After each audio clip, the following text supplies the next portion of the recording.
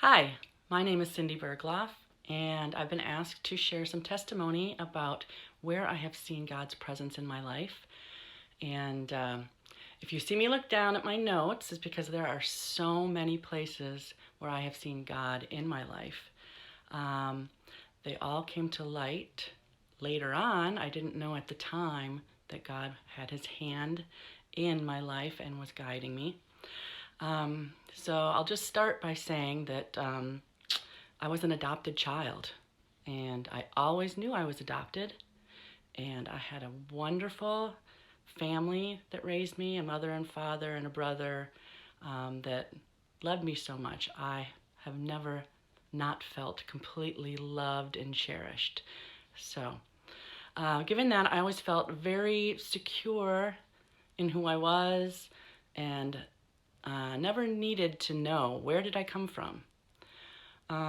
However, when I was in my early 30s, my husband got stationed in Italy, and we moved away across the sea to Italy, and I started to get curious, like, wow, people are so different, and where do I come from? Like, where do I get these traits? Who do I look like? Why am I the way I am? So I decided I wanted to get some non-identifying information so that I could just kind of see where my roots came from. And I ordered my non-identifying information from Lutheran Social Services.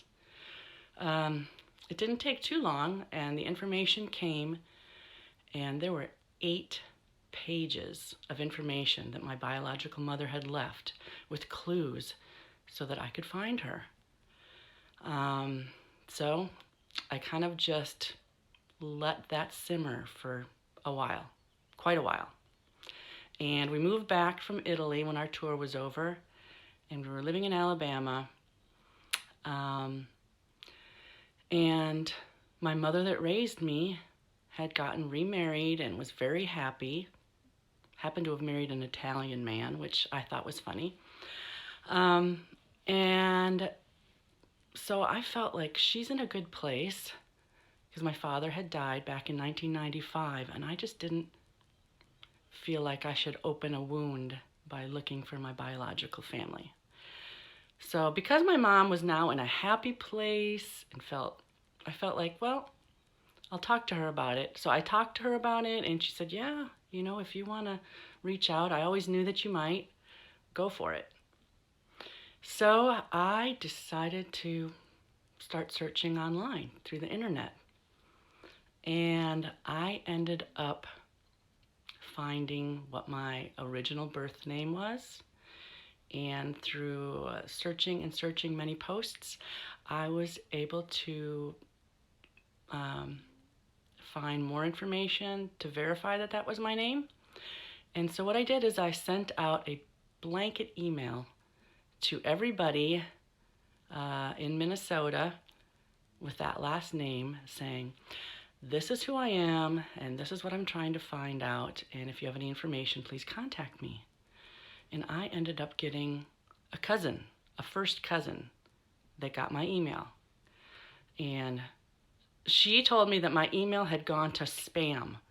And she said, I don't know why I opened up my junk mail, because I never do. I usually just delete it. She said, but for some reason, something told me, open up your junk mail and look at it.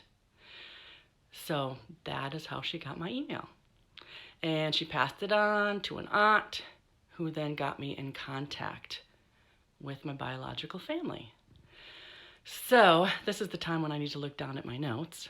All right, so my biological mom had been dealing with a lot of guilt and fear and grief in giving me up for adoption. For over 36 years, she was dealing with that. She was able to spend one precious week with me in the hospital. She was able to feed me, rock me, and sing to me. She has a beautiful singing voice. And then social services came and took me away for placement. My biological mother had been searching for me for 7 years, and she was just exhausted and had just decided, I give up. I give it to you, Lord. I give it up to you because I can't take the pain anymore. So just a few short days after she finally had given it to God, I located them on the internet. The first time I spoke with my biological parents was on February 14th.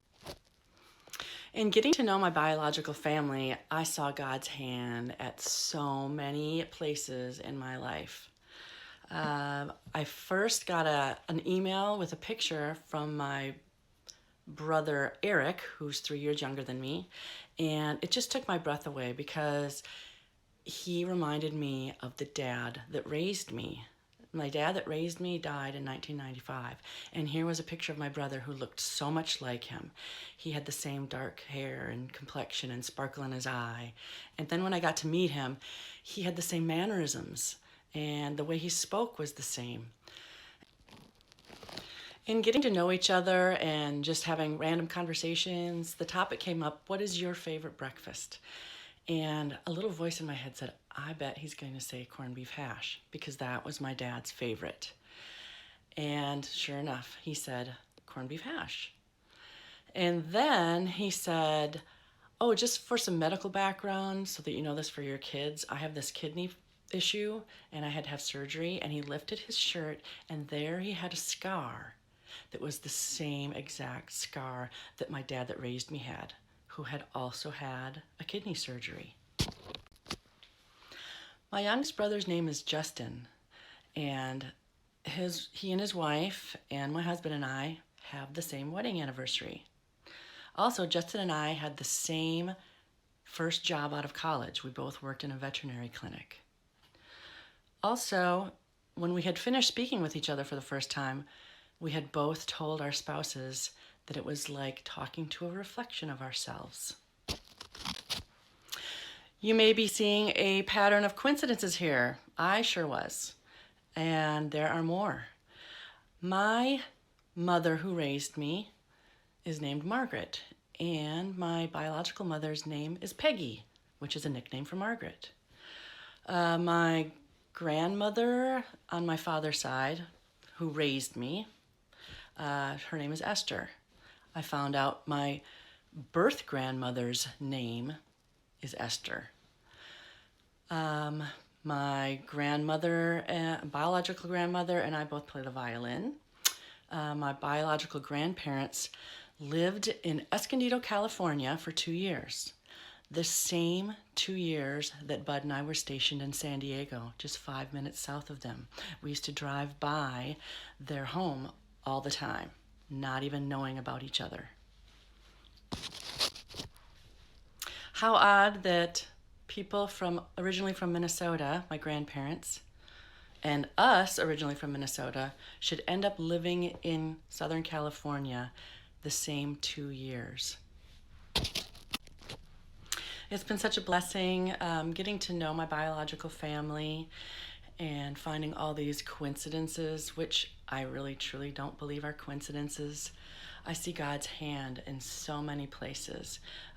One other one is that our youngest son, Lars, his due date was my biological mom's birthday. Now, he was born the day prior to her birthday, but it was really strange because to me it was like God giving us both a gift. We decided to give Lars the middle name Matthias. It's Swedish for Matthew, which means gift from God. So let me just finish by saying that if you don't think God is with you, he truly is. It is written in the scriptures, Luke 12, verse 7. Indeed, the very hairs of your head are all numbered. Don't be afraid. You are worth more than many sparrows. God has been there in so many places in my life, and I have seen it revealed.